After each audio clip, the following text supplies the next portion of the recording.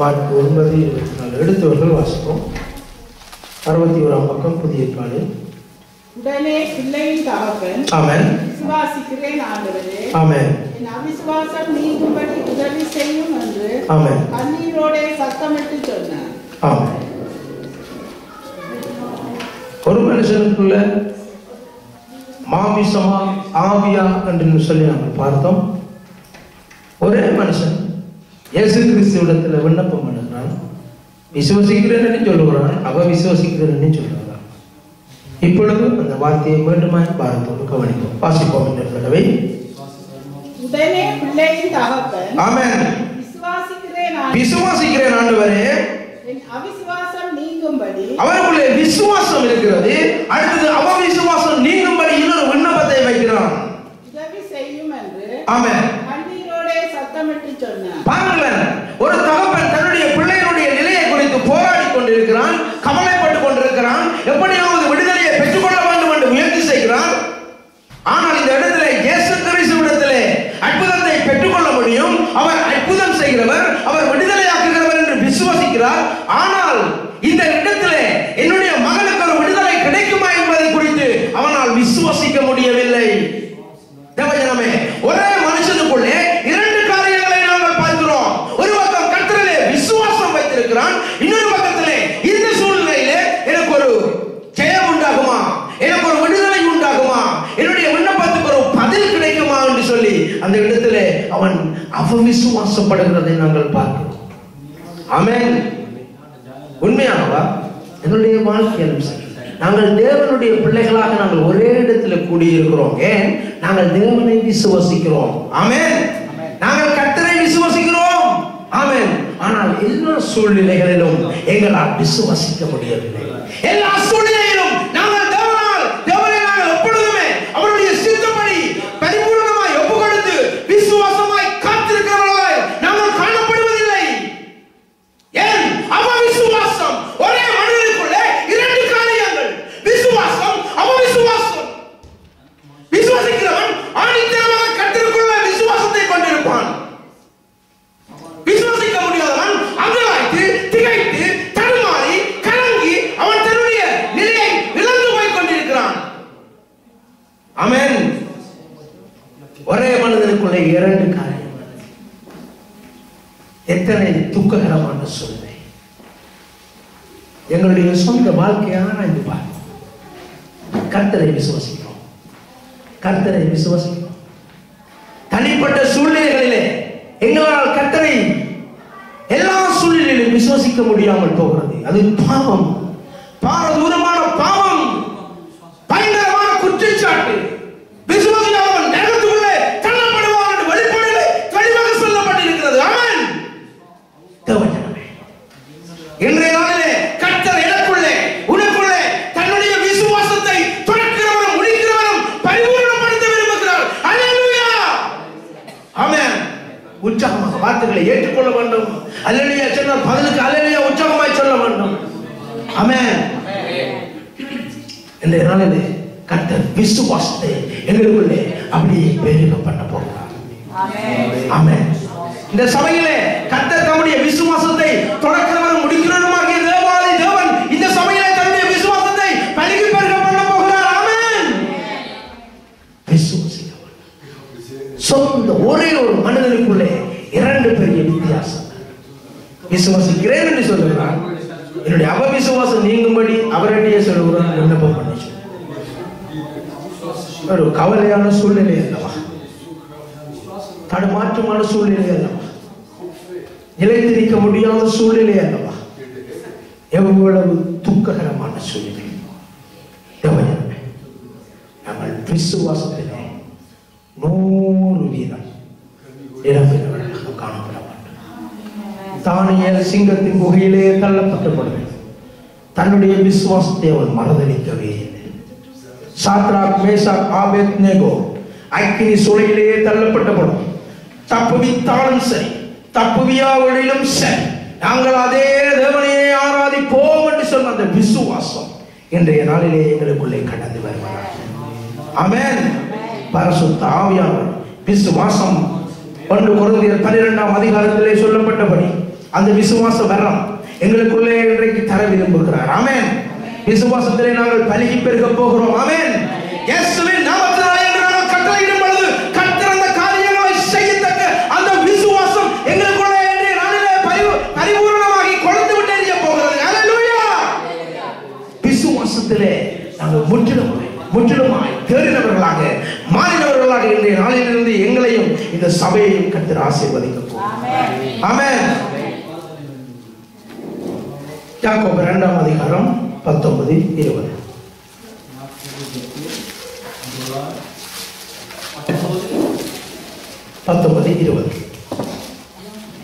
எடுத்தார்கள் பக்கத்து சொல்லுங்க. யாக்கோபு கண்டுபிடிக்கிறது கஷ்டம்.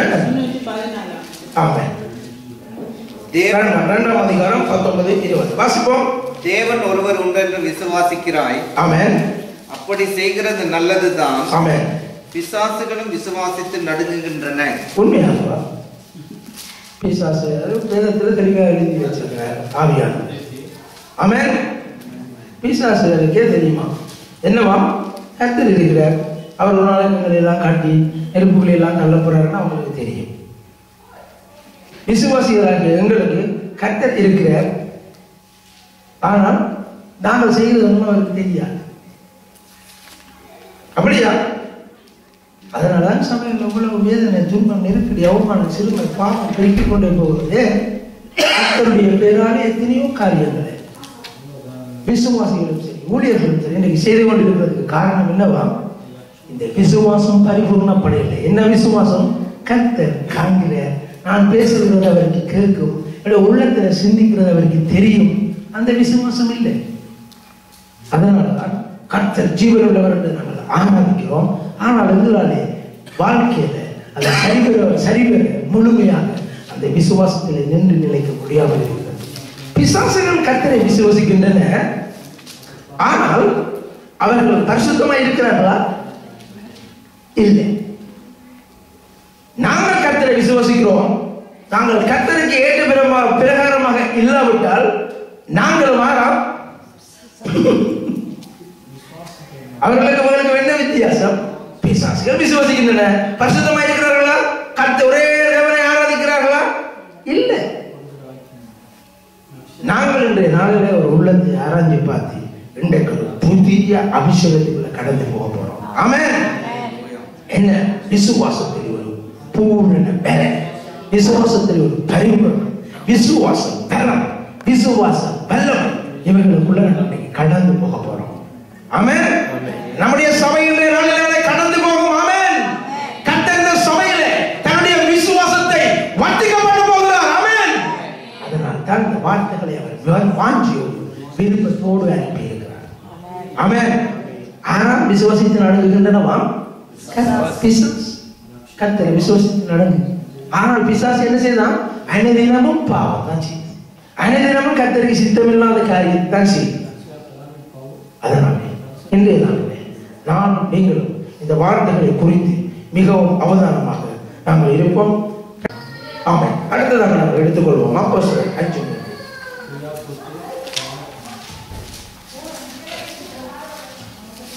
அப்போஸ்தலர் 5:3. எப்படியான ஒரு பாவத்துக்குள்ள நாங்கள் கடந்து போகிறோம், எப்படியாய் நாங்கள் விசுவாசிக்கிறோம், அவிசுவாசம் காணப்படுகிறது என்பதை குறித்து பார்த்து கொண்டிருக்கிறோம். அப்போஸ்தலர் 5:3. பேதுரு அவனை நோக்கி, ஆமென், அனனியாவே, நிலத்தின் கிரயத்தில் ஒரு பங்கை வஞ்சித்து வைத்து ஆமென், பரிசுத்த ஆவியினிடத்தில் பொய் சொல்லும்படி சாத்தான் உன் இருதயத்தை நிரப்பினதென்ன? பாருங்களேன், கர்த்தரை விசுவாசித்து இந்த அனனியா சபீரா குடும்பம் காணியை விற்று தேவ சமூகத்தில் வந்திருக்கிறார்கள். காணியை கர்த்தருக்கு விற்றார்கள், உண்மை, அது விசுவாசம். ஆனால் ஒரு டிமிக்கி விட்டாங்களே, பொய் சொன்னாங்களே, இவ்வளவுக்கு தான் விற்றோம் என்று சொல்லி, அதாவது விசுவாசம். ஒரே மனிதர்களுக்குள்ளே இரண்டு காரியங்கள். நாங்கள் விசுவாசிக்கிறோம், ஆனால் எல்லா சூழ்நிலையும் இல்லை, மறந்தடித்து விடுகிறோம், கவலைப்படுகிறோம், துக்கப்படுகிறோம், துவண்டு போகிறோம், சோர்ந்து போகிறோம். ஏன்? விசுவாசம் பரிபூர்ணப்படவில்லை. இன்றைய நாளில் அந்த தானியேல் அவர்கள் விசுவாசத்தோடு சிங்க குகையிலே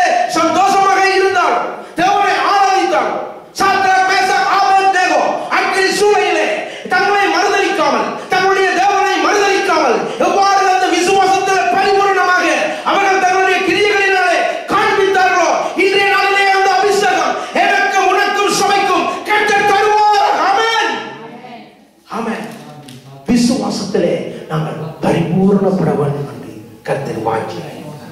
ஆமென். எப்பனாலும் இனிமேல் துக்கமா இருப்பீர்களா? கவலையா இருப்பீர்களா? சோர்ந்து போவீர்களா? போனால் என்ன அர்த்தமா? நாங்கள் சபைக்குள்ளே இருக்கிற பிசாசு. ஏன்னா பிசாசு விசுவாசிக்கிறது, பிசாசு விசுவாசிக்கிறது, ஆனால் ஓயாமல் பாவம் செய்கிறது. இந்த இடத்துல தேவஜனமே, நானும் நீயும் கர்த்தரை ஆராதிக்கிறோம், விசுவாசமாய் இருக்கிறோம். அவர் ஜீவனுள்ளவர் என்பதை விசுவாசமாய் இருக்கிறோம். உயிர்த்தெழுதலை பங்கடைவார் என்பதை விசுவாசமாய் இருக்கிறோம். ஓயாமல் கர்த்தர் எப்பொழுதும் காண்கிற தேவமில்லை என்றதினாலே என்று நாங்கள் சிந்தித்து நாங்கள் அவவிசுவாசத்தோடு நாங்கள் பாவம் செய்கிறவர்களாக, துக்கப்படுகிறவர்களாக, கவலைப்படுகிறவர்களாக நாங்கள் இருப்போமாய் இருந்தால் நாங்கள் தேவனை ஆராதிக்கிற சபையில இருக்கிற ஆமென் என்று நாளிலே நாங்கள் பரிசுத்தவான்களாக எப்படியா மாற போறோமா? ஒரு சுத்த பரிசுத்தத்தில் என்ன செய்ய போறோமா? பரிபூர்ண. ஆமென். அதனால விசுவாசம் ஒரு பரிபூரணப்பட வேண்டும். விசுவாசம் பரிபூரணப்பட வேண்டும். ஆமென். விசுவாசம் பரிபூரணப்பட வேண்டும். ஆமென். நாளிலே எனக்குள்ளே இரண்டு காரியம் இருக்காது, ஒரே ஒரு காரியம். வாழ்ந்தாலும் இயேசுவுக்கு, மரித்தாலும் இயேசுவுக்கு. ஆமென். அந்த பரிபூரணமான விசுவாசம் என்ன நடந்தாலும் கர்த்தர் அறிவார் என்ற விசுவாசம். ஆமென். எனக்குள்ள என்ன இருக்க மாட்டோம்? ஒன்றையில இருந்து என்ன இருக்கும்? அவ விசுவாசம் இருக்க மாட்டோம். இயேசு இடத்திலே வந்து கேட்கிறான், தகப்பன் விசுவாசிக்கிறேன் என்ன? இயேசு அற்புதம் செய்வார் என்று விசுவாசிக்கிறேன். அவ விசுவாசம் நீங்கும்படி விண்ணப்பம் பண்ணி என்னவா? இப்படி இந்த மகனுக்கு சுகம் கிடைக்குமா இல்லையா, விடுதலை கிடைக்குமா இல்லையான்றது எனக்குள்ள கொஞ்சம் டவுட் ஆயிடுச்சு, ஒரு தெளிவில்லாம இருக்குது. அந்த அவவிசுவாசம் நீங்கும்படி ஜெபம் பண்ணி ஒரே மனுஷனுக்குள்ள சபையில இருக்கிற நாங்கள் இந்த இருந்து அந்த ரெண்டு காரியம் தேவையில்லை. விசுவாசி என்றால் விசுவாசி தான். ஆமென். விசுவாசி என்றால் பரிபூர்ணமான விசுவாசி. விசுவாசி என்ற பேர்ல நாங்கள் இனிமேல் என்ன செய்யக்கூடாதா? அவ விசுவாசமான சூழ்நிலைகளுக்குள்ள கடந்து போக கூடாது. ஆமென். சந்தோஷமா இருக்கீங்களா? வார்த்தை வேலைப்படுத்துதா? கரண்ட் மேல கருத்து கேட்டலையா? சொல்லுவாமோ. ஹல்லேலூயா. ஆமென்.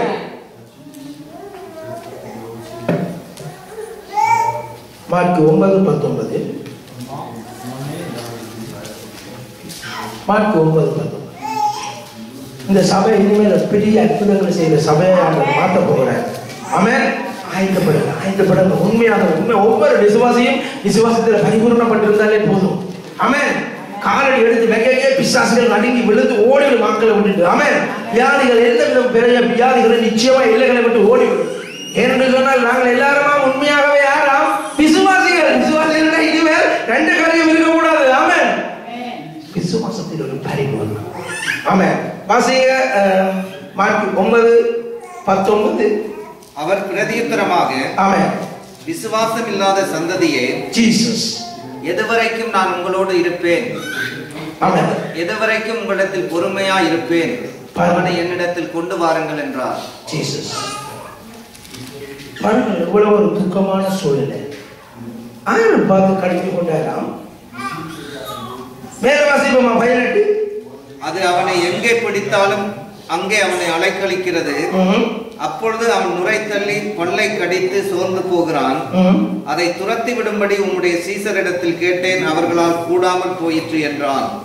அப்ப வந்து மார்க்கு நானே விசுவாசிகளுக்குரிய அடையாளங்களாக எக்கச்சக்கமாக கிடக்குது. ஆமென். இடத்துல தன்னுடைய சீசர்களை தான் கடிந்து விடுவார். அந்த பிள்ளையோட தகப்பனை அவர் கடிந்து கொள்ளே இல்லை. அவர் புதிய விசுவாசி. நாங்கள் எல்லாம் பழைய பாம்புகள், இல்லை பழைய விசுவாசிகள். அவன் பழைய சிற்பமில்லை. நாங்கள் எல்லாம் பழைய விசுவாசிகள். விசுவாசத்தில் நாங்கள் 99% சின்ன ஒரு வீதம் சின்ன இடத்துல நாங்கள் பிசைறாங்க தான். 99% விசுவாசம். இன்றைக்கு கத்த 100% மாற்றி வராங்க. ஆமென். ஆமென். ஏசு கிறிஸ்துவுக்கு சரியான கோபம் வந்துச்சு. என்னடா மேல நீங்க வாழ்த்தீங்கன்னா தெரியும், ஒரே அமளி, ஒரே என்னடா எல்லாம் நின்று கலைச்சு கொண்டிருக்கிறாங்க, என்ன பிரச்சனை, என்ன பிரச்சனை ஏசு கிறிஸ்து கேட்கிறேன். அப்ப அந்த பிள்ளைங்க தகப்பன்னு சொல்ல, எல்லாம் பிள்ளைய இப்படியெல்லாம் அலங்கரிக்குது எல்லாம் போட்டு காலம் மேல இருந்து பின்னேற மேல பேவரட்டுறாங்க போகுதுன்னு சொல்லி ஏசப்பாட்ட வந்து சொல்றோம். மெக்க வச்சு கொண்டு பேவரட்டுறாங்க என்ன செய்யறாங்க? பேவரட்டுறாங்க ஆனால் ஒன்றுமே போகுது. இதான் பிரச்சனை.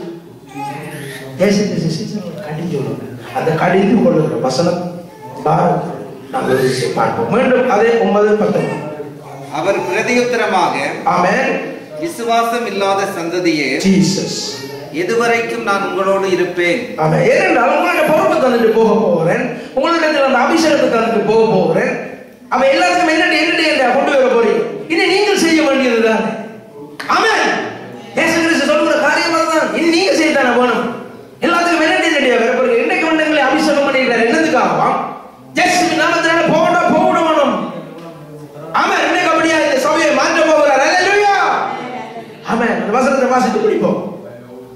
மீண்டும் வாசித்து முடிப்போம்.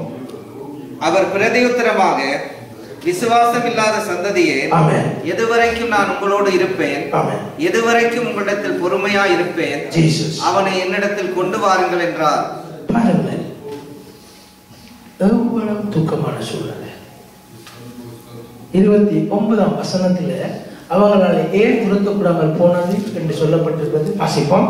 அதற்கு அவர், ஆமென், இவ்வகை பிசாசு ஆமென், ஜெபத்தினாலும் உபவாசத்தினாலுமே அன்றி ஜீசஸ் மற்ற விதத்தினாலும் புறப்பட்டு போகாது என்றார். இந்த பூமியில நாங்களுக்கு தெரிஞ்ச விசுவாச திருச்சபைகளுக்கு மத்தியில எல்லா சபைகளையும் எடுத்துக்கொண்டாலும் எங்க கிளம்பிட்டு கேட்டால் எங்க ஏன் கிளம்புறாங்க? உபவாச கூட்டத்துக்கு. எங்க போறாங்க? எல்லாரும் உபவாச கூட்டத்துக்கு. ஆனால் எல்லா சபைகளாலும் பரிபூர்ணமாக பிசாசு துரத்த முடியுதா? இல்ல. இன்றைய நாளில் இந்த சபையில கர்த்தர் அந்த அதிகாரத்தை தரப்போகிறார். ஆமென், ஆமென். இன்றையிலிருந்து அந்த அதிகாரங்கள் வெளியரங்கமாக கிரியைகளை நடப்பிக்கத்தக்கதாய் ஆண்டவர் உங்களுடைய விசுவாசத்துக்கு ஏற்ற விதமாக தரப்போகிறார். இன்றைய நாளிலே விசுவாசத்தை வர்த்திக்கப்பட போகிறார். ஆமென். இந்த வகையான பிசாசுகளை உபவாசத்தினாலும் ஜெபத்தினாலும் தான் துரத்தலாம். ஓகே, எல்லா சபையிலும் எடுத்துக்கொண்டாலும் உபவாச விழிப்பு கூட்டம் இல்லாத சேர்ச்சிகளே எக்ஸ்ட்ராவா பிசாசு வேற தேவையில்லை. அங்க சபைகளுக்கு சபைக்குள்ளே ஏராளமான பிரச்சனை. அந்த பிரச்சனைகள் எல்லாம் ஆறால உண்டாகுதான். அடிச்சு சொல்ல பிசாசானால் உண்டாகிறது.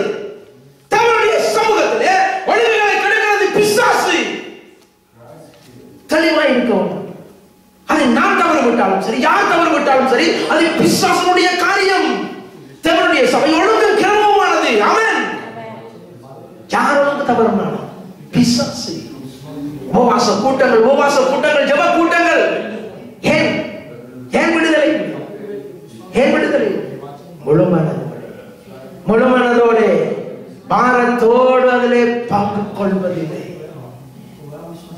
அல்லேலூயா. பாரத்தோடு பங்கு கொள்வதில்லை. இன்றைய நாளில் இந்த சபை பிசாசுடைய சகல அதிகாரங்களை மேற்கொள்ளும்படியான ஒரு வல்லமை உள்ள சபையாய் எழுந்து பிரகாசிக்க வேண்டும் என்று ஆவியானவர் விரும்புகிறபடியினால் இந்த வார்த்தைகளை உங்களுக்குள்ளே அனுப்புகிறார். விசுவாசத்தோடு உபவாசித்து ஜெபம் பண்ணுங்க. விசுவாசத்தோடு உபவாசம் பண்ணி ஜெபம் பண்ணுங்க. பாரத்தோடு உண்மையோடு நீங்கள் உபவாசித்து ஜெபம் பண்ணுங்க. எல்லா விதமான பிசாசுகளையும் கிரியைகளையும் உங்களாலே ஒழித்து விடக்கூடியதாய் கர்த்தர் உங்களை அப்படியாய் மேன்மைப்படுத்துவார். ஆமென், ஆமென். உண்மையாகவே தனிப்பட்ட ரீதியிலும், தனிப்பட்ட மனுஷிய ரீதியிலும், தனிப்பட்ட விசுவாசியான ரீதியிலும், ஊழியக்காரர்கள் என்ற ரீதியிலும், சபை என்ற ரீதியிலும் கர்த்தர் விசுவாசத்தை இன்றைய நாளிலே உங்களுக்குள்ளே பெண்மனங்காக்க விரும்புகிறார். ஆமென். பலிக்கு பெருக செய்ய போகிறார். ஆமென். விசுவாசத்துக்குள்ளே 2 காரியங்கள் இருக்கக்கூடாது. நான் கர்த்தரை விசுவாசிக்கிறேன், ஆனா இந்த விஷயம் தான் சரி வருவதில்லை. அப்படி இருக்கக்கூடாது. கர்த்தர் மேல ஒரு பாரத்தை வைத்து விடலாம். என்னால போல அப்படியே தேவ சமூகத்தில் ஊற்றி போட்டு விசுவாசத்தோடு எடுத்து போகணும். விசுவாசம் அந்த விசுவாசம் இன்றைய உங்களுக்குள்ளே வரட்டும். ஆமென். என்ன விண்ணப்பமா இருந்தார் கர்த்தர் பார்த்துக் கொள்வார் என்று சொன்னால் அதை நாங்கள் வாயால சொல்லிட்டு விடக்கூடாது. உண்மையாகவே விசுவாசிக்க வேண்டும். ஆமென். கர்த்தர் பார்த்துக் கொள்வார். வாயால மாத்திரம் உண்மையாகவே விசுவாசிக்க வேண்டும். தேவஜனம், என்னுடைய கையும் காலும் அப்படியே சோர்ந்து போய் கொண்டிருந்த வேளையில், வழங்காமல் போய் கொண்டிருந்த வேளையில் ஒரு நிமிடம் இருந்து முழங்காலில் இருந்து ஜெபம் பண்ணிட்டு படுத்து விட்டேன். என்னுடைய மனைவி தட்டி கேட்டா என்ன பிரச்சனை என்று. நாங்கள் கையும் காலும் சோர்ந்து போய் கொண்டிருக்கிறது. என்னுடைய தலையிலிருந்து விரைந்து கொண்டு வருகிறது. என் கை காலம் வழங்காமல் போய் கொண்டிருக்கிறது. ஆனாலும் நான் தேவனிடத்தில் சொன்னேன், நான் வாழ்ந்தாலும் மரித்தாலும் உமக்காகவே என்று சொல்லி ஒரே ஒரு ஜெபம் மாத்திரம் சொல்லிவிட்டு படுத்தேன். ஆனால் என்னுடைய மனைவிக்கு சொன்னேன், கர்த்தர் என்னை கொண்டு செய்ய போகிற காரியங்களை என்ன கொண்டு செய்வேன் என்று சொன்ன காரியங்களை எல்லாம் செய்வார். எனக்கு என்ன நடந்தாலும் எனக்கு கவலைப்படாது என்று சொல்லிவிட்டு நான் அப்படியே படுத்தேன். ஆனாலும் மீண்டும் எழுந்து டெலிஃபோன் பண்ணி கனடாவில் உள்ள தன்னுடைய சகோதரி மூலமாக டெலிஃபோன் பண்ணி அப்படியே ஒரு மனதில் நாங்கள் ஜெபம் பண்ணின பிறகு அப்படியே அது இல்லாமல் போனது. ஆமென். விசுவாசம் கர்த்தர் சொல்லி இருக்கிறார், செய்வார். அவ்வளவுதான். கர்த்தர் சொல்லி இருக்கிறார், செய்வார். அவ்வளவுதான் விசுவாசம். ஆமென். அல்லேலூயா. மார்க் 11:20-21 பயங்கரமான ஒரு சூழ்நிலையை பார்க்க போறோம். மிகவும் பயங்கரமான மார்க் 11:20-21. மறுநாள் காலையிலே அவர்கள் அவ்வழியாய் போகும்போது அந்த அத்திமரம் வேரோடு பட்டு போயிருக்கிறதை கண்டார்கள். ஜீசஸ் பேதுரு நினைவு கூர்ந்து அவரை நோக்கி, ரபி, இதோ நீ சபித்த அத்திமரம் பட்டு போயிட்டு என்றார். நைட்டு போயவள இயேசு கிறிஸ்து வந்து பசியோடு வந்து கனியை பார்த்தா கனியை காணல சமைச்சிட்டு போட்டார். அடுத்த நாள் வரைக்கும் பேரு பார்க்கிறேன். சமைத்தாரு. இந்த மனுஷன் திட்டிச்சது என்ன நடந்தது? அடே வரமே பட்டு போச்சு. ஒரு பயங்கரமான சூழ்நிலை, உண்மையான பாரமான ஆவிக்குரிய அர்த்தம் நிறைந்த காரியம். விசுவாசி என்ற பெயர் இன்றைய இருந்து நாங்கள் உண்மையாகவே 100% விசுவாசிகளாக மாறுவோம். ஆமென். என்ன நடந்ததுன்னு சொல்லி மேலே நாங்கள் பார்ப்போம். எத்தனாவது வசனம்? 13-14. 13-14 11ஆம் அதிகாரம் மார்க் 11-14. அப்பொழுது இலைகளுள்ள ஒரு அத்திமரத்தை தூரத்திலே கண்டு அதில் ஏதாகிலும் அகப்படுமோ என்று பார்க்க வந்தார். அத்திப்பழ காலமாய் இல்லாதபடியால் அவர் அதனிடத்தில் வந்தபோது அதில் இலைகள் அல்லாமல் ஒன்றையும் காணவில்லை. அப்பொழுது இயேசு அதை பார்த்து, இது முதல் ஒரு காலம் ஒருவனும் உன்னிடத்தில் கனியை புசியாதிருக்க கடவுள் என்றார். அதை அவருடைய சீஷர்கள் கேட்டார்கள். இதான் பிளான். யார் கேட்கணுமா? காதுக்கு சீஷர்கள் கேட்கணும். கேட்டுட்டு அடுத்த பேருக்கு வந்து பார்க்கிறேன், இந்த மனுஷன் சொன்னதுதானே என்று சொல்லி. இதான் நமக்கு பிளான். என்னண்டு அவங்களுக்கு கேட்கணும், அந்த மரம் பட்டது அவங்களுக்கு பார்க்கணும். ஆனால் நான் இந்த வசனத்தை தியானிச்சது கர்த்தரில் ஒரு அநியாயம் கண்டுபிடிக்க ட்ரை பண்ணினேன். என்னவா? அந்த வசனத்தை மேலே திருப்பி 13ஆம் வசனத்தை வாசிப்போம். அப்பொழுது 13 அப்பொழுது ஒரு அத்திமரத்தை தூரத்திலே கண்டு இலையெல்லாம் இருக்கு, செழித்திருக்கு. ஓகே, அதில் ஏதாகிலும் அகப்படுமோ என்று பார்க்க வந்தார். ஆமென். அத்திப்பழ காலமா இராதபடியால் அது சீசனா பழம் கொடுக்குற காலமா இல்லையே? வாசிப்போம். அவர் அதனிடத்தில் வந்தபோது அதில் இலைகள் அல்லாமல் வேறொன்றையும் காணவில்லை. அது பழம் கொடுக்கிற சீசன் இல்லை. ஏன் கர்த்தர் அநியாயம் செய்தார்? பழம் கொடுக்கிற சீசன் இல்லாத சூழ்நிலையில ஏன் இந்த மரத்திலே அவர் தேடினார்? ஏன் அவருக்கு பசியும் அந்த மரத்துக்கு வந்து தேடணும்?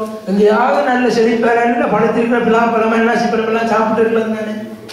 ஏன் சீசன் இல்லாத அத்தி மரத்துக்கு வந்தார்? எனக்கு கிடைச்ச வெளிப்பாடு நான் உங்களுக்கு சொல்ல பகிர்ந்து கொள்கிறேன். எப்படி என்று சொன்னாலும் நான் இதை குறித்து நீண்ட நாளா யோசிக்கிறேன். இந்த பிரசங்கத்துக்கு ஆயத்தப்படுத்த பிறகு உண்மையாகவே நான் சிந்திக்கல, எனக்கு அந்த வெளிப்பாடு கிடைக்கல. ஆண்டவர் எப்படி எனக்கு விளங்கப்படுத்தினார் என்று சொன்னாலும் சீசர்களுக்கு கேட்கும்படியாய்த்தான் சொன்னவர் இயேசு கிறிஸ்து. அதாவது அத்திமரத்தை சபித்தார். எப்படி என்று சொன்னால், ஒரு சீசன் இல்லாத சூழ்நிலையிலே அந்த மரத்திலே கனியை தேடுகிறவராய் இருக்கிறாராய் இருந்தால், எங்களுக்கு சீசனா வேணும் கனி கொடுக்கிறதுக்கு. தேவையானங்களுக்கு சீசனா வேணும். ஈஸ்டருக்கு ஒரு கனி கொடுக்கிறது, கிறிஸ்துமஸ் ப்ரோக்ராமுக்கு ஒரு கனி கொடுக்கிறது, அப்படியே கனி கொடுக்கணும். நாங்கள் எப்பவுமே என்ன கொடுக்கணுமா? அப்ப சீசனுக்கு கனி இல்லாத சீசன்லயே போய் கனி தேடுறவர்கள் எப்படி பொருளாதார இருக்கணும்? எப்படி இருப்பார் நினைக்கிறீங்க? சீசன் கனி இல்லாத காலத்திலேயே கனி தேடி சமைச்சு போட்டு இருந்தால், கனி விசுவாசி 10 வருஷம் 15 வருஷமா இருக்கிற எங்களிடத்துல கனி தேடி அவர் உங்களுக்கு சமைப்பது தெரியுமா? யாருக்கு இதை விளங்கப்படுத்தினவர்? சீசன். ஒரு பயங்கரமான சூழ்நிலையா இல்லையா? விசுவாசம் வந்தது ஒரு கனி. ஆமென். விசுவாசத்தை பார்த்து கொண்டிருக்கிறோம். விசுவாசம் விசுவாசி என்றால் 100%. நாங்கள் யாரா? விசுவாசி. எங்களுக்குள்ள என்ன இல்லையா? செங்கல் தூவின மிளகாத்தூள் இல்ல, கலப்படம் இல்ல, அரிசிக்குள்ள கல்லு போட்ட கலப்படம் இல்ல. விசுவாசிகள் 100% விசுவாசி. தானியனை கூட சிங்கத்துக்கு பக்கத்துல போய் சிங்கத்தை தடவை கொண்டு வாழைப்பழம் கொடுத்து கொண்டு இருக்கணும். மச்சை சாப்பிடுற சிங்கத்துக்கு என்ன கொடுக்கணுமா? மரக்கத்தை கொடுக்கணும். அதான் விசுவாசம். அல்லேலூயா, அல்லேலூயா. விசுவாசம் 100% விசுவாசம். கனி சீசன் இல்லாத இடத்திலேயே போய் தேடுற ஆண்டவர் என்றால், எங்களுக்கு சீசன் நம்ம கனி கொடுக்கணும்.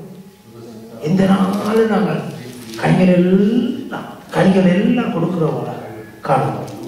அந்த வார்த்தை எல்லாருக்கும் தெரிஞ்சாலும் இன்றைக்கு நாங்கள் அந்த வார்த்தை உள்ளத்தில் நிறுத்திக் கொள்வதற்காக நாங்கள் அந்த கலாத்தியர் 5ஆம் அதிகாரம் 22, 23 அப்படியே நாங்கள் இன்னைக்கு எழுந்திருந்து வாசிக்க போறோம். உடந்து நின்று எல்லாரும் உடந்து நிற்போமா? ஏன்னா எங்களுக்குள்ள என்ன இருக்கணுமா? கட்டாயம். சீசன் இல்லாத சூழ்நிலையிலேயே கனி தேடியாத சபிச்சு போட்டார் என்றால், எங்களிடத்தில் ஒவ்வொரு நாளும் தேடி அவர் சபிக்கிறாரே. எவ்வளவு கவலை தெரியுமா? எவ்வளவு துக்கம் தெரியுமா? எல்லாரும் அடுத்து வாசிப்போம். கலாத்தியர் 22, 23. நாங்கள் உண்மையாய ஒரு பயத்தோட கவலையோட என்ன இந்த கனியை இல்லை அங்கே ஏற்றுக்கொண்டவர்களாக அந்த கனியை வாஞ்சியோட அந்த கனிக்கு மேல எல்லாரும் கையை வச்சு, வலது கையை வச்சு, இடது கையில பைபிளை வச்சு, வலது கையை அந்த வார்த்தைகளுக்கு மேல வச்சு எடுத்தால் பக்கத்து சொல்லுங்க. 262ஆம் பக்கம் நினைக்கிறேன். 262ஆம் பக்கம் வாங்க. 262 கலாத்தியர் 5ஆம் அதிகாரம் 22, 23. அப்படியே கையை வச்சு பாரத்தோட அந்த சீசன் இல்லாத சூழ்நிலையில கனியை தேடி அவர் எவ்வளவு பசியோட வந்து, அதே மாதிரி எங்களை பசியோட வாரதில்லை. கனி எதிர்ப்பாங்க. ஆமென். சீசன் இல்லாத சூழ்நிலையிலேயே அது பட்டு போச்சுன்றார். எங்களுக்கு 24 மணித்தியாலம் 7 நாள் 52 வேகம் எத்தனையோ ஆயுள் வந்திருக்கிற எல்லா நாளும் உங்கள்கிட்ட கண்டிக்கோம். இந்த வசனங்களை எல்லாரும் சேர்ந்து வாசிப்போமா? ஆவியின் கனியோ அன்பு, சந்தோஷம், சமாதானம், நீடிய பொறுமை, தயவு, நற்குணம், விசுவாசம், சாந்தம், இச்சையடக்கம், இப்படிப்பட்டவர்களுக்கு விரோதமான பிரமாணம். ஆமென். உட்காருவோம். நன்றி. விசுவாசம் என்பது ஒரு கனி. ஆமென். விசுவாசம் என்பது ஒரு வரம் என்று சொல்லி நாங்கள் பார்க்கிறோம். 1 கொரிந்தியர் 12ஆம் அதிகாரத்திலே விசுவாசம் என்கிறது ஒரு கனி. தேவன் அந்த கனியை வந்து தேடி பார்க்கிறார், காணவில்லை. எப்போதான்? சீசன் இல்லாத சூழ்நிலையிலே கனியை தேடுகிற தேவன் அவர் என்னவா இதை காலகட்டத்திலே அறுக்கிறார் என்று சொல்லி பயமுறுத்தி வச்சிருக்கிறார். ஆனால் அவர் நல்லவர், கிருபை உள்ளவர். ஆமென். அவர் தன்னுடைய சுபாவத்தை, குணாம்சத்தை காட்டி வைத்திருக்கிறார். அப்படியானவர் கனியை தேடுகிறார். ஆமென். விசுவாசம் என்பது ஒரு கனி. மறந்துடாதீங்க. விசுவாசம் என்பது ஒரு தெளிவாய் விசுவாசி என்று இனிமேல் நாங்கள் சொல்லுகிறவர்களாக இருந்தால் நாங்கள் அந்த தகப்பனை போல ஓடி போய் விசுவாசிக்கிறேன் அவ விசுவாசம் நீங்கும்படி நாங்கள் விண்ணப்பம் பண்ணுகிறோம். விசுவாசிக்கிறேன் விசுவாசிக்கிறேன். சேசர்களுக்கு திட்டினேன், விசுவாசியான சந்ததியே திட்டினேன், கவலைப்படுத்தினேன். நான் உங்களோட தான் பொறுப்பு தந்துட்டு போறேன். இன்னும் இந்த பிசாசுக்கு முடியலையா அவங்களால? நம்முடைய திருச்சபைகள் சபைகள் உலகம் வளர்ந்திருக்குது. கேட்டால் உபவாச கூட்டம் ஜெப கூட்டம், உபவாச கூட்டம் ஜெப கூட்டம். சபைக்குள்ளேயே பிசாசுகள் வந்து டென்ட் அடிச்சு. கவலையா இல்லையா? கவலையா இல்லையா? கவலை. இனிமே விசுவாசம் உபவாச கூட்டம் ஜெப கூட்டம் நம்முடைய சபையில உபவாச கூட்டம் ஜெப கூட்டம் எத்தனையோ வெற்றிகளை தந்திருக்கு. ஆமென். எத்தனையோ ஜெயங்களை தந்திருக்கு. சாட்சிகளை நாங்கள் ஒவ்வொரு அனுதினமும் கேட்டுக்கொண்டிருக்கிறோம். ஆமென். இந்த நாளிலே கேட்டு விசுவாசத்தை வர்த்திக்க பண்ண போகிறார். இந்த உபவாச ஜெப கூட்டம் எல்லாம் என்னவா இருக்க போகுதான்? ஒரு வரலமையா உபவாச ஜெப கூட்டத்திலேயே கொண்டு வாங்க இல்ல வியாதிஸ்தர்களை அந்த நாட்களே ஆண்டவர் சுகப்படுத்துவார். ஆமென். விசுவாசிகளுக்குள்ள என்ன இருக்கணும்? தெளிவான விசுவாசம், கலப்படம் இல்லாத விசுவாசம். சந்தோஷமா? ஆமென். என்னன்னு சொன்னால் 99ஆம் ஆண்டு நான் என்னுடைய பர்த்டேக்கு முதலாவது நாள் நான் கைது செய்யப்பட்டேன். ஆண்டவர் வந்து என்னை சிறைச்சாலைக்கு கொண்டு போயிருந்தார். 99, 2000, 2001, 2002, 2003 5வது பர்த்டே நான் சிறையில் நான் படுத்திருந்தேன். எல்லாரும் சொல்லுகிறார்கள் இவனுக்கு விடுதலைக்கு வாய்ப்பே கிடையாது என்று சொல்லி ஊடகங்கள் கூட எழுதி கொண்டிருக்கிறது. ஆனால் 5வது பர்த்டே நான் சிறையில் இருக்கும் பொழுது நான் படுத்திருந்தேன் துக்கத்தோடு, போர்த்து மூடிக்கொண்டு எழும்ப மனம் இல்லாமல் படுத்திருந்தேன். அப்பொழுது ஆவியானவர் என்னை முழுமையாய் நிரப்பி சொன்னார், எழுந்து நீ போய் முழுகி போட்டு வா, முழுமையான ஒரு சுத்தமாய் வந்து நல்ல ஆடைகளை தரித்து விட்டு வந்த முழங்காலை என்று சொல்லி சொன்னார். எடுங்க வாசிங்க. நாகூம் 1:12-13 1081 பக்கம் 1081 1081 பக்கம். என்னடா நீங்க தேட விட்டால் நீங்க முழுக்க தேடியும் நானும் படித்தால் ஏன்னா நாங்கள் உங்க இருக்குன்னு தெரியாது. அல்லேலூயா. 10:81 நாகூம் 1ஆம் அதிகாரம் 12-13 வசனத்தை நான் முழங்கால இருந்து ஜெபம் பண்ண ஆவியானவர் பேசின வசனம் எடுத்து வாசி. பைபிள் இல்ல ஒரு நாளுமே நாகம் என்றாலே என்னென்று தெரியாது. அந்த பக்கம் நான் திரும்பி பார்த்தது பைபிள் மண்ணுக்கு இருந்து வாய்த்திருக்கலாம். அதன் அதிகாரத்தை பற்றி எனக்கு தெரியாது. ஆனால் நம்ம ஆவியானவர் சொன்ன இந்த மாசி இதுதான் உனக்கு ரேமா, இன்றைய நாளிலே பிதாவானவர் உனக்கு அனுப்பி இருக்கிறார் என்று சொல்லி சொன்னார். வாசிப்போம். 1 நாகூம் 1:12-13 வாசிப்போம். கர்த்தர் சொல்லுகிறது என்னவென்றால், ஆமென், அவர்கள் சம்பூரணம் அடைந்து அநேகராய் இருந்தாலும் அறுப்புண்டு போவார்கள். ஜீசஸ் அவன் ஒளிந்து போவான். ஆமென். அடுத்த வசனம் தொடர்ந்து வாசிங்க. உன்னை நான் சிறுமைப்படுத்தி, கர்த்தர் எனக்கு சொன்ன வசனம் இதுதான். உன்னை நான் சிறுமைப்படுத்தி, நான் ரட்சிக்கப்பட்ட பிறகுதான் நான் கைது செய்யப்பட்டேன். உன்னை நான் சிறுமைப்படுத்தினேன், இனி உன்னை சிறுமைப்படுத்தாதிருப்பேன். ஆமென். வாசிப்போம். இப்போதும் நான் உன்மேல் இருக்கிற அவன் நுகத்தை முறித்து உன் கட்டுகளை அறுப்பேன். கர்த்தர் சொன்னா நான் உன்னை விடுதலையாக்க போறேன். ஆமென். அன்றைய நாளில் எழுந்து நான் என்ன செய்தேன்? பேப்பர்களில் படங்கள் கீறி நான் சிறையை விட்டு வெளியில போற மாதிரி எல்லாம் கீறி, அப்படியே நான் சிறையில இருந்து வெளியில போற மாதிரி எல்லாம் கீறி ஒரு நாள் நீதிமன்றத்துக்கு நான் இதே பைபிளோட நான் போனேன். அதிகாரிகள் எல்லாரும் சிரிக்கிறாங்க. என்னோட சிறையில இருந்தவங்க சொன்னாங்க, இவனை இந்தியாவில இருந்து பிடிச்சு கொண்டு வந்தது விடுதலை செய்யவா பிடிச்சு கொண்டு வந்ததுன்னு சொன்னாங்க. அதற்கு முன்னதாக என்னுடைய குற்ற ஒப்புதல் வாக்குமூலம் ஏற்றுக்கொள்ளப்பட்ட படியினாலே எனக்கு நிச்சயமாக மரண தண்டனை, ஆயுள் தண்டனை என்று சொல்லி என்னுடைய சூப்பரிண்டென்டென்ட் ஆஃப் பிரிசன் சிறைச்சாலை அத்தியட்சர் கூப்பிட்டு பேசியும் விட்டார். அடுத்த தேதியில் எனக்கு என்னவா திறப்பவர்கள்? மரண தண்டனை, ஆயுள் தண்டனை. ஆனால் கர்த்தர் தந்த அந்த வசனத்தை நான் சுமந்து கொண்டு நீதிமன்ற கூண்டிலே போய் நின்றேன். ஒரு தெளிவான விசுவாசம். ஆமென். கர்த்தர் விடுதலையாக்கினார். ஆமென். கர்த்தர்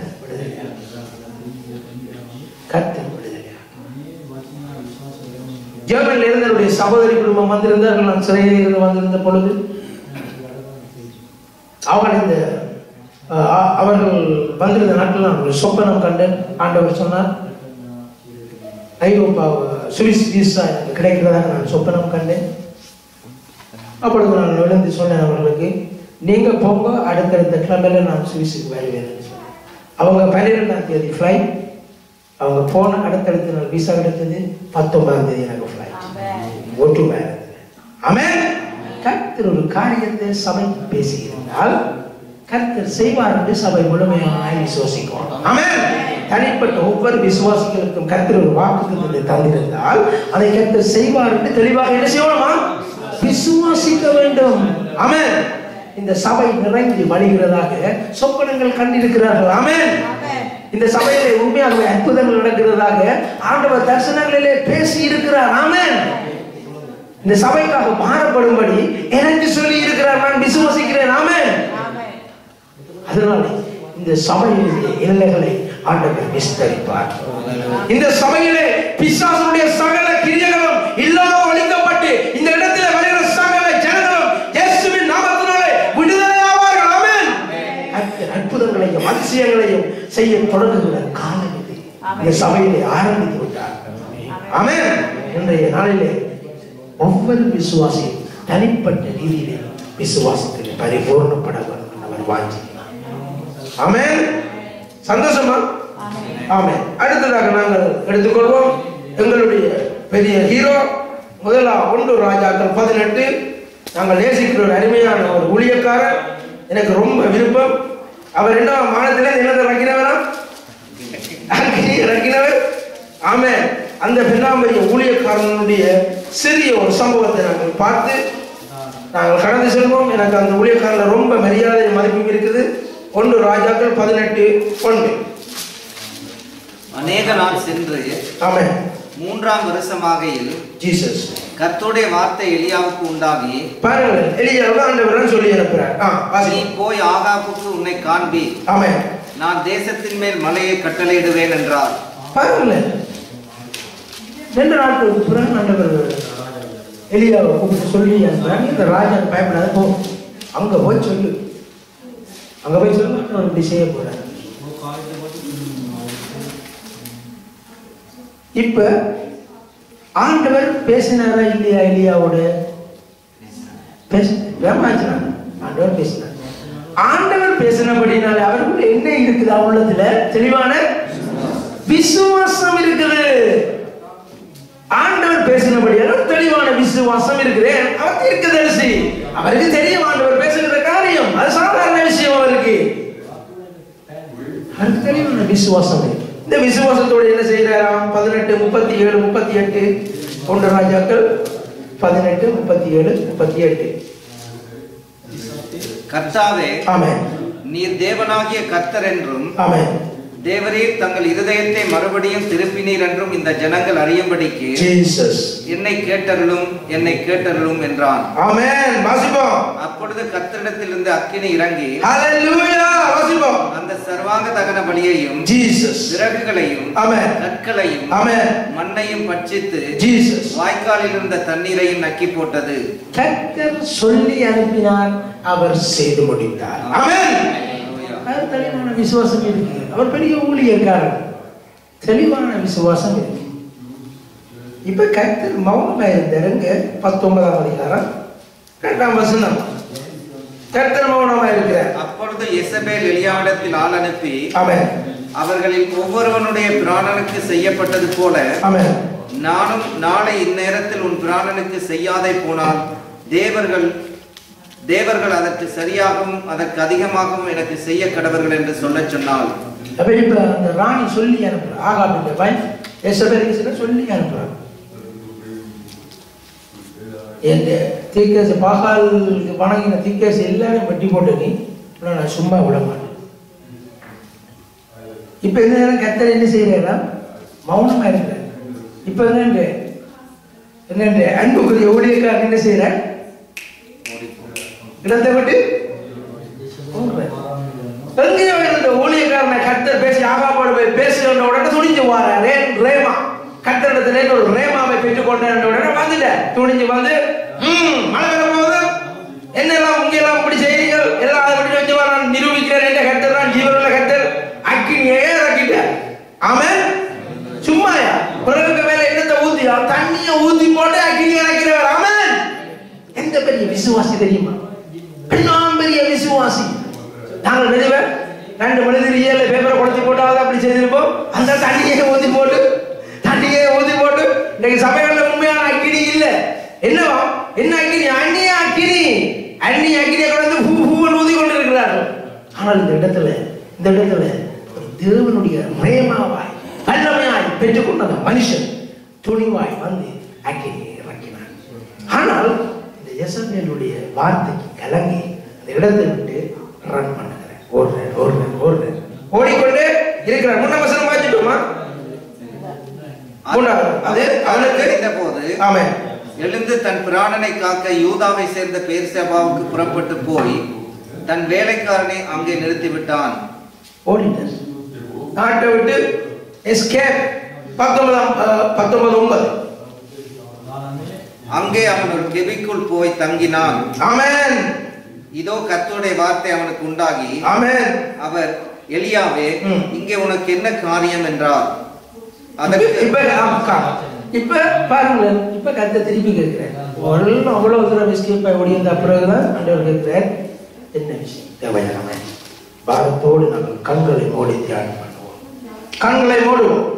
ஆண்டவரே, நான் இந்த எலியாவுடைய காரியத்தில் ஒரு காரியத்தை கற்றுக்கொள்கிறேன். ஆண்டவரே, நீர் பேசும் பொழுது ஒரு விசுவாசம், நீர் மௌனமாய் இருக்கும் பொழுது அவ விசுவாசம் உண்டாகிறது. ஆண்டவரே ஐயா, நீர் பதில் தரும் பொழுது ஒரு விசுவாசம். ஆண்டவரே, பதில் கிடைக்காத சூழ்நிலையில நான் அவ விசுவாசமாய் அழைத்த அழைப்பிலிருந்து ஓடிக்கொண்டே இருக்கிறேனே. ஆண்டவரே, என்னை மன்னிப்பீரா,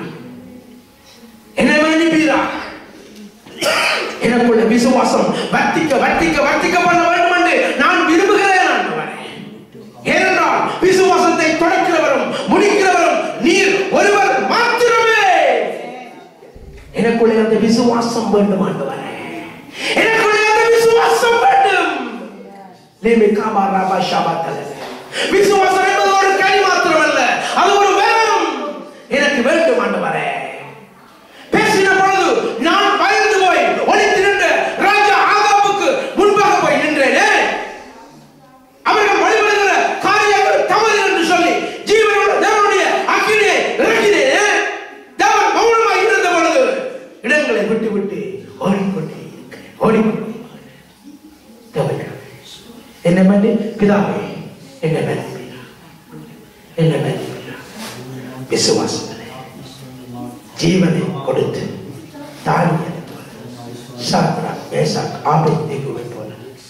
இயேசு கிறிஸ்துவோட கூட இருந்த அப்போஸ்தலர்கள் கடத்து வெட்டப்படும் வரை, சிலுவையிலே தலைகீழாக தூக்கப்படும் வரை, ஸ்தேவானை போல கல் எறிந்து கொல்லப்படும் வரை நான் உமக்காகவே வாழ விரும்புகிறேன். என்னுடைய விசுவாசம் இன்றைக்கு இரட்டிப்பாக 100 மடங்காக மாற்றும்படியாக நான் விண்ணப்பம் பண்ணுகிறேன். விசுவாசம் மாறட்டும். நம்முடைய சபைக்குள்ளே அந்த விசுவாசம் பொங்கி வழியட்டும். ஆண்டவரே, அந்த சபைக்குள்ளே இயேசுவின் நாமத்தினாலே விசுவாசம் நிரம்பி வழியட்டும். விசுவாசம் நிரம்பி வழியட்டும். விசுவாசம் நிரம்பி வழியட்டும். இயேசுவின் நாமத்தினாலே நல்ல பிதாவே, ஆமென். இன்னும் 1-2 சில புத்திகளை பார்த்துக்கொண்டு நாங்கள் கடந்து போவோம். மார்க்கு 11 அதே பகுதி தான். மார்க்கு 11:21. மார்க்கு 11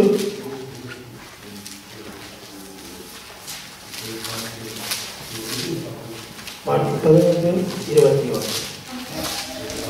பேதுரு நினைவு கூர்ந்து ஆமென் அவரை நோக்கி, ஆமென், ரபி, இதோ நீர் சபித்த அத்திமரம் பட்டு போயிற்று என்றார். ஆமென். பாத்தீங்களா, விசுவாசம் என்கிற கனி இல்லாவிட்டால்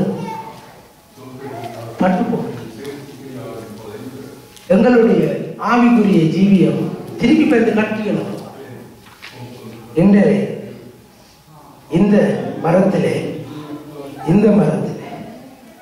விசேஷமாக விசுவாசம் என்கிற கனி காணப்படும். ஆமென். விசுவாசி என்கிற இந்த மரத்திலே விசுவாசம் என்கிற கனி காணப்பட வேண்டும். இல்லாவிட்டால் பட்டு போய்விடும். ஜீவன் இல்லை, சபைகளிலே ஜீவன் இல்லை. விசுவாசம் என்கிற கனி சபைகளிலே காணப்படாவிட்டால் அது பட்டு போய்விடும். ஆவிக்குரிய காரியங்களிலே காணப்படாது, ஜீவன் இல்லை. அல்லேலூயா.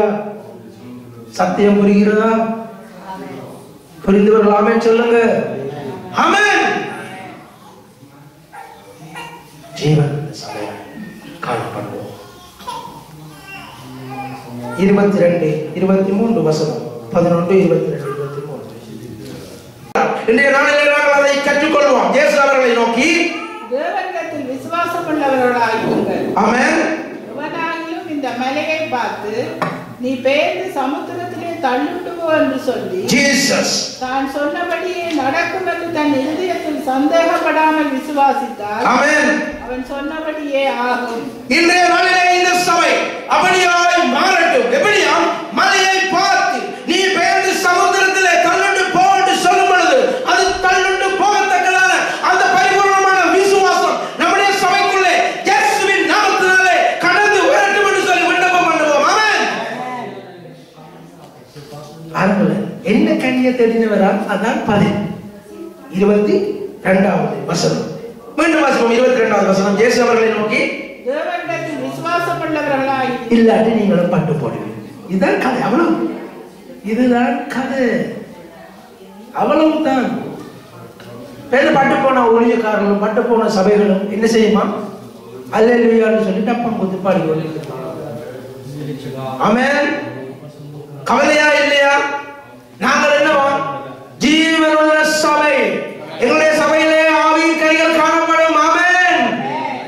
விசுவாசம் என்கிற கனியை இயேசு கிறிஸ்து தேடி காணவில்லை. ஆனால் இந்த இடத்துல சொல்லுகிறார், விசுவாசமாக எச்சரிக்கிறார். அடிபட்டு போடுவீர்கள், விசுவாசமாக இருங்க. விசுவாசம் இல்லாத சபை என்னத்துக்கு? இன்றைய நாளிலே கர்த்தர் எங்களுடைய விசுவாசத்தை நல்லக பெருகி பண்ண போகிறார். ஆமென். வர்த்திக்க இனிமேல் தனிப்பட்ட ரீதியில அவவிசுவாசம் என்ற பகுதி இருக்கக்கூடாது. ஆமென். இன்றைக்கு ஆண்டவர் சுட்டரிக்கிறார். அவவிசுவாசம் என்கிற பகுதியை இயேசுவின் நாமத்தினாலே அது சுட்டரிக்கப்படுகிறது. சபைக்குள்ளே ஒவ்வொரு தனிப்பட்ட மனுஷனுக்குள்ளேயும் அவவிசுவாசம் இப்பொழுது இயேசுவின் நாமத்தினாலே சுட்டரிக்கப்படுகிறது. ஆமென். முற்றிலுமாய் அது இல்லாமல் போகிறது.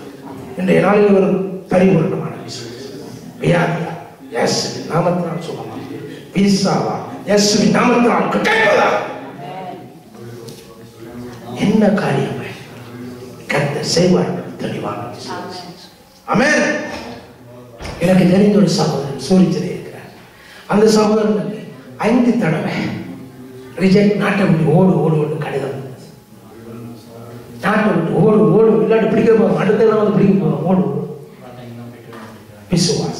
விசுவாசி ஜெபம் தனிப்பட்ட ஊழியர்களிடத்துல போயெல்லாம் ஜெபம் பண்றீங்க, அதுக்காக கூடாது. நல்ல விஷயம். ஜெபம் காண்ற நிறைவெல்லாம் சின்ன பிரச்சனை இருக்கின்றது. அருமையான சகோதரர் 5 வருடம் முடிய நேரடியாக அக்செப்ட் பண்ணி கையிலே சீக்கட்டை கொடுத்தாங்க. ஆமென். நான் கண்ணாலே கண்ட சாட்சி சூரிய ஏராளமான காரியம். ஆமென். கடைசி வசனம் என்றால் எல்லாருக்கும் சந்தோஷம். எபிரேயர் 11:6, மார்க்கு 24. எபிரேயர் 11:6, எபிரேயர் 11:6. விசுவாசம் இல்லாமல் தேவனுக்கு பிரியமாய் இருப்பது கூடாத காரியம். ஆமென். ஏனென்றால் தேவனிடத்தில் சேருகிறவன் அவர் உண்டென்றும் அவர் தம்மை தேடுகிறவர்களுக்கு பலன் அளிக்கிறவர் என்றும் விசுவாசிக்க வேண்டும்.